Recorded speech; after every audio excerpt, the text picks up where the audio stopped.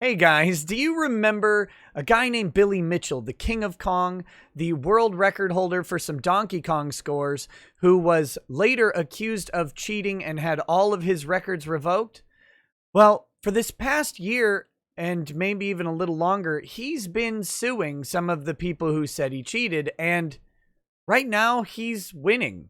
So let's talk about that.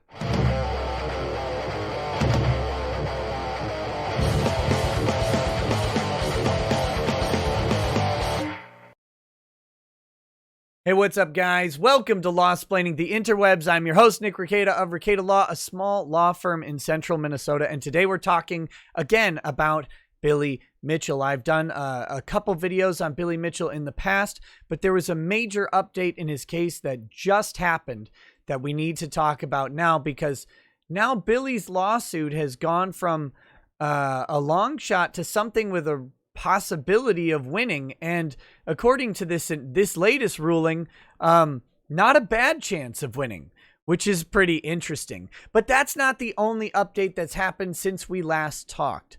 So since we last talked about this, Billy Mitchell has actually settled out.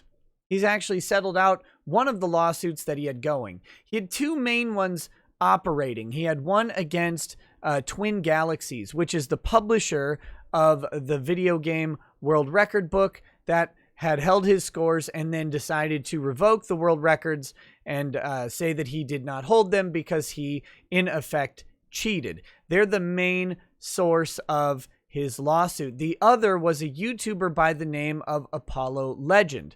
Now, I say was because Billy is no longer in a lawsuit with Apollo Legend. According to Apollo, in a post you can find on his YouTube channel, they have come to an agreement regarding the statements. Apollo Legend has taken down all of the videos that he had made about Billy Mitchell and actually transferred the ownership rights of those videos to Billy Mitchell. So were someone to take those videos, like an archive of them, and re-upload them, Billy actually owns those now, and that could be copyright infringement, and they would be subject to a DMCA takedown request or even a lawsuit if he decided that was the appropriate way to go. So that's a pretty big win. Apollo Legend was a massive sort of detractor, very public, very popular, and had also said many statements like, I will not back down, I will never give in, and then he went ahead and backed down and gave in. So not a great look for him, but that's why in the course of litigation, maybe you don't make definitive statements like that about what you will or won't do. Lessons learned, I suppose, for that guy. But either way, he's no longer in suit with Apollo Legend and owns all of those videos. They are, excuse me, they are currently not available on Apollo's channel. Also, what has happened is without lawsuit, apparently, Billy was able to settle, I guess, or come to an agreement with the Guinness Book of World Records, who had removed his score on the advice of Twin Galaxies.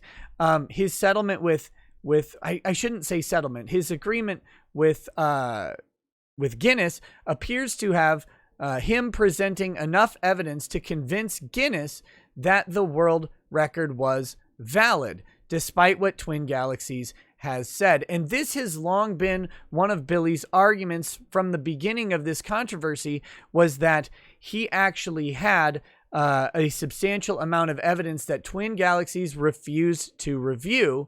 And because of that refusal, they then gave the wrong result. This is his argument. I don't know anything about how all of this works. You can read all about this investigation, I believe, still on Twin Galaxies' website.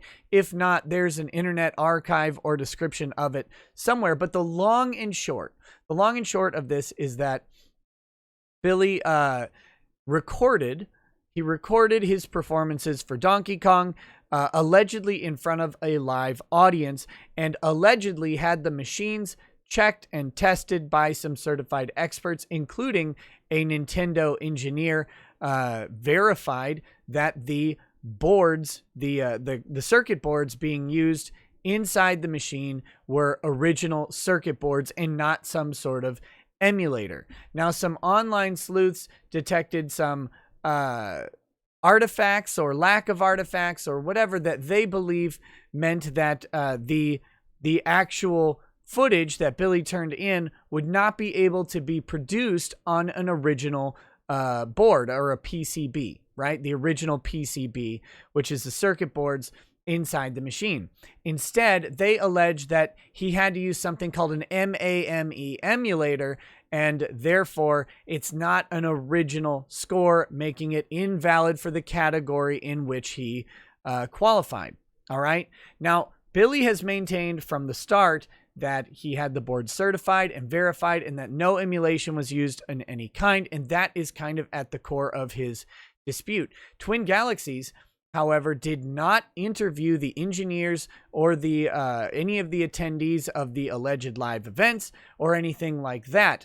So that is still a factual question to be resolved in this case. But because they didn't actually review or interview those people, it's come back to kind of bite them down the road. All right. So that we're going to get to in just a minute with this latest ruling. Excuse me. Oh, my goodness. So what is the latest ruling?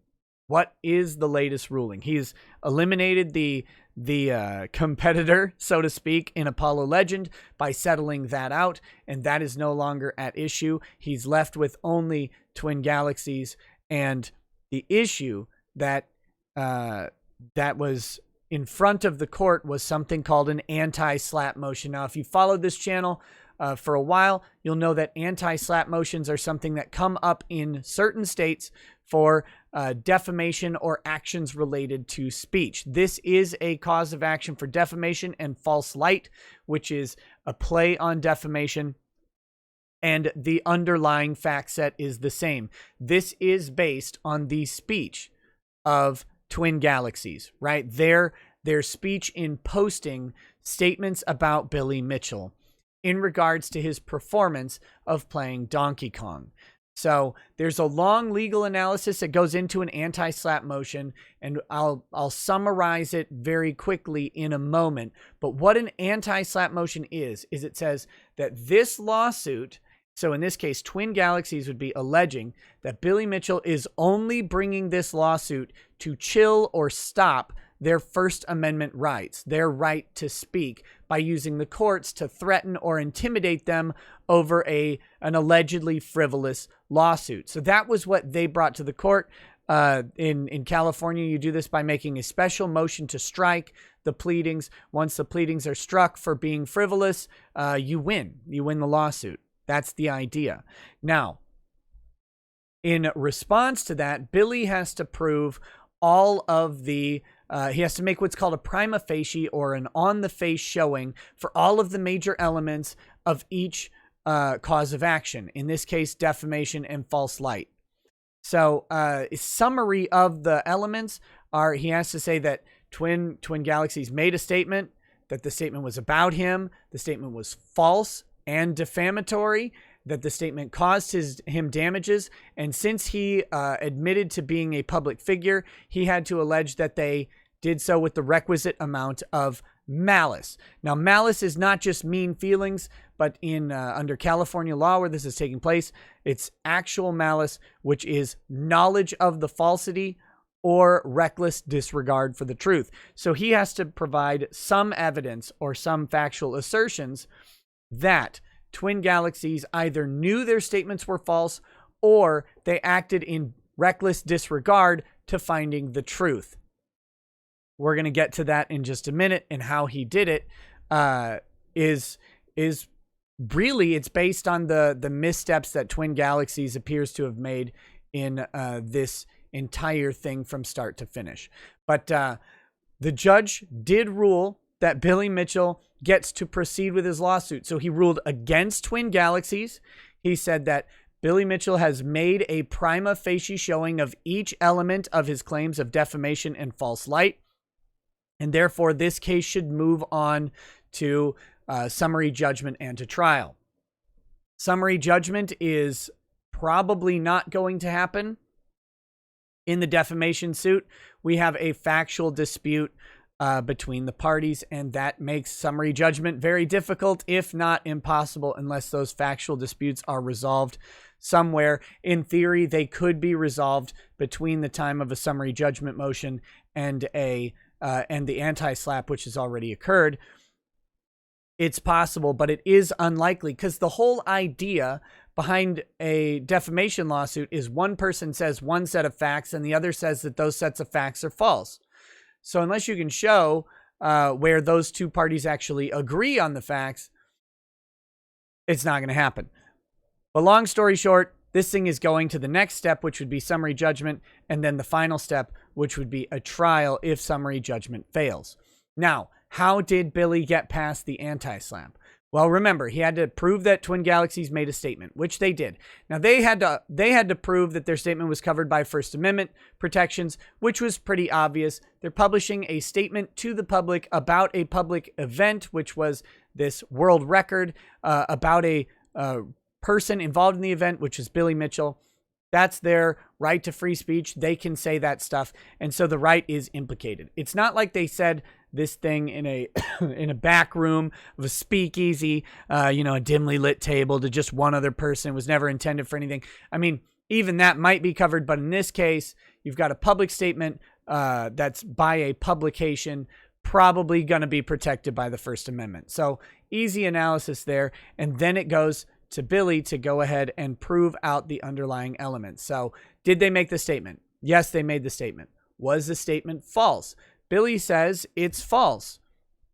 Now, he also provides some statements to help indicate that it's false, that he had engineers, that he had a Nintendo engineer himself there to verify that the board was an original board, that he had witnesses to all of this, that everything was done on original machines. So he's made statements that this is the assertion that he used an emulator is false. He's provided some evidence that someone could conclude that this was false. All right. So then he has to prove the damages element. He has shown significant financial damages both through him and through his brand of hot sauce, I believe, which took a 50% sales hit year over year from before the accusations to after the accusations, and that amounted to about $400,000 in lost revenue. Now, maybe that's not all because of the statement.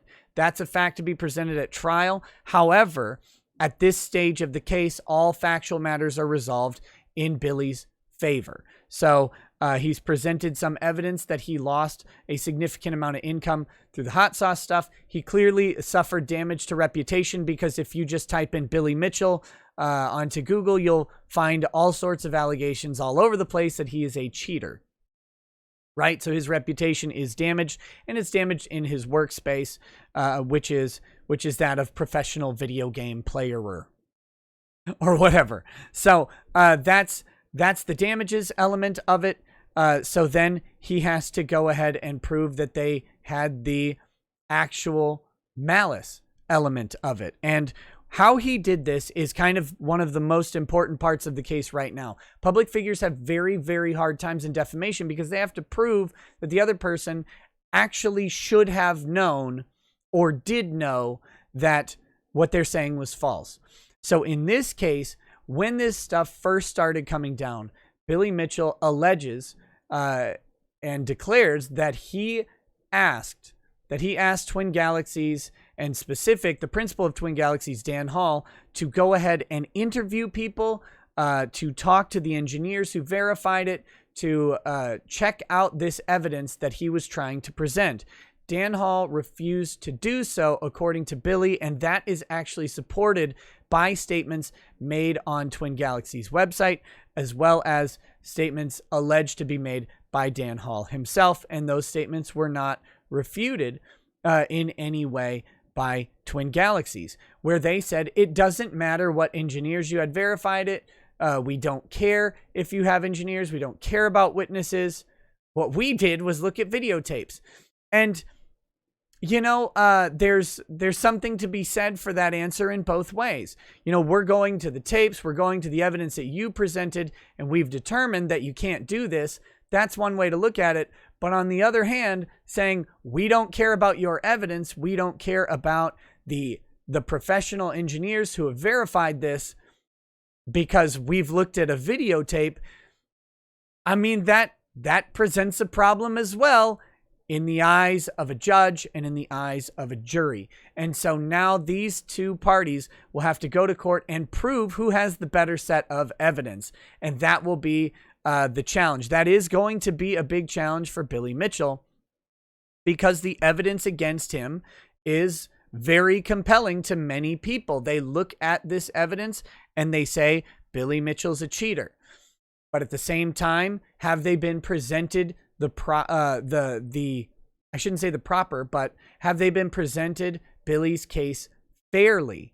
And it's very reasonable and simple to argue that no, they have not. In fact, because of the way that the investigation was done by Twin Galaxies, it kind of looks like they didn't regard his evidence in any way and therefore didn't present it so that his side wasn't able to effectively get out there. So that's a problem for Twin Galaxies. And it is also a problem for Billy Mitchell. He is no way out of the woods on this yet, but he is making very significant progress. A lot of people thought that this case would go down at the SLAPP phase because a lot of defamation lawsuits do. It's a very high bar. Now, there's one other element of this ruling that I want to talk about, and that is something called an undertaking. This is Twin Galaxies' motion for what's called an undertaking, and that is because Billy Mitchell is not a California resident and is suing in California. There's a problem if the other party does win. If Twin Galaxies wins and is able to get a judgment for fees against Billy Mitchell, they would have a hard time enforcing that judgment because he's not in California. So what you have to do when you have something like this is you have to file a motion for what's called an undertaking. And that's where you say, this person's from out of state. The court will have trouble collecting if we win and we win a judgment. So we're going to ask the court to require the person to post a bond. So Billy was ordered to post a bond in the amount of $81,000 and some change. And that means that if Twin Galaxies prevails and is awarded money on this suit, maybe an award for attorney's fees or whatever, that will be drawn against the bond amount and that Billy will be responsible for paying back his bond agent, or if he posted the cash himself. I don't know what he's going to choose to do there, but either way, it insulates Twin Galaxies from a loss in this case. Or from a win in this case, but a non-collectible judgment. So he has to post that bond within 30 days of the ruling, and then that will be that, and they will move on to the next step. Very interesting. I was not sure we would be watching this lawsuit. Billy has presented an interesting case, and it's a really great study in the difference between making a case in court and making your case online. Online, the rigorous tests for evidence are not actually the same. There isn't really a guarantee of an equal opportunity for both sides to be heard. And because of that, a lot of people still believe fully that Billy Mitchell cheated. As for me, I don't know, but I'm watching this court case with popcorn because I'm going, and I see the comments and I see people saying that he's a cheater, but at the same time, here's the hard reality. He doesn't have to convince you or the internet. He has a forum where he's convincing a disinterested judge or a disinterested jury about the situation. And they're not going to have the same sort of special insight, and they may not have the same biases that people on the internet do. And that makes it can make a world of difference, especially in a highly technical case like this. And if we start to get into depositions, affidavits, and submissions from different engineers, we could get really, really technical aspects of this case coming out. And that could be pretty interesting too. So we'll see how it turns out. But right now, Billy Mitchell is doing better than expected in the case, and he is proceeding on. So if you like this kind of stuff, please like, share, subscribe, all of that stuff. Hit the bell so you get notifications. We'll be following this case as it goes and continues to develop. Hope you guys learned something from this. Have a good day. We'll talk to you soon. Peace. Peace.